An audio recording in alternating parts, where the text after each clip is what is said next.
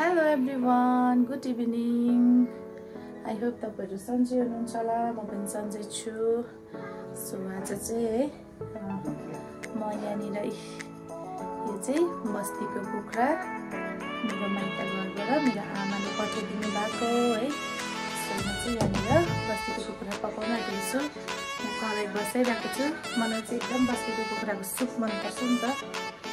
है तपाईहरु देख्न सक्नुहुन्छ म पकाउन आँटेको छु है टमाटर प्याज जिरा हो अदुवा लसुन हल्दर कम्ती पाँचवटा पनि पिसेको छु अब म पकाउन आँटेको छु प्याज फ्राई गर्दैछु है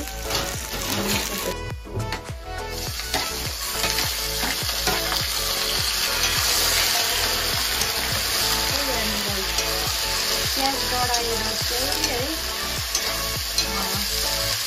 मासु हालेर एकदम मासु धुन्छ है तपाईँहरू कसरी पकाउनुहुन्छ म चाहिँ यसरी पकाउँछु यसरी पकाउँदा त्यस्तै मिठो हुन्छ नि त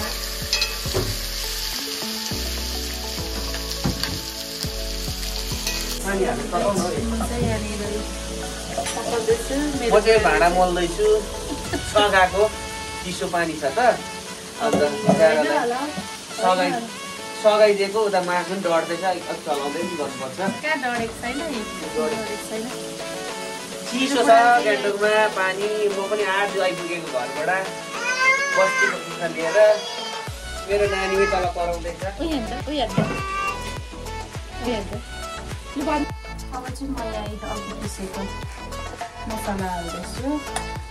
मासु चाहिँ एकदम फ्राई भइसकेको छ निकै मजाले अब मैले मजाले मिक्स गर्छु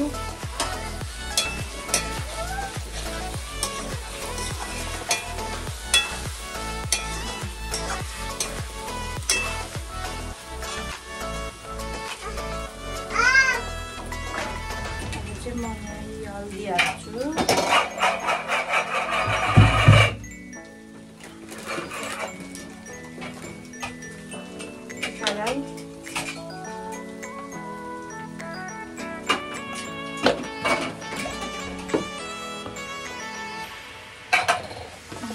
salt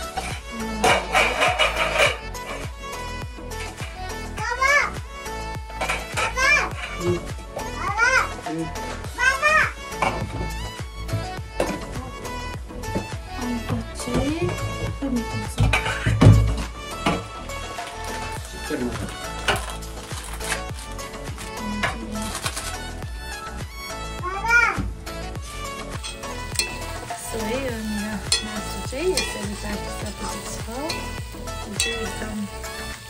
भुटिसकेको छु है तपाईँहरू देख्न सक्नुहुन्छ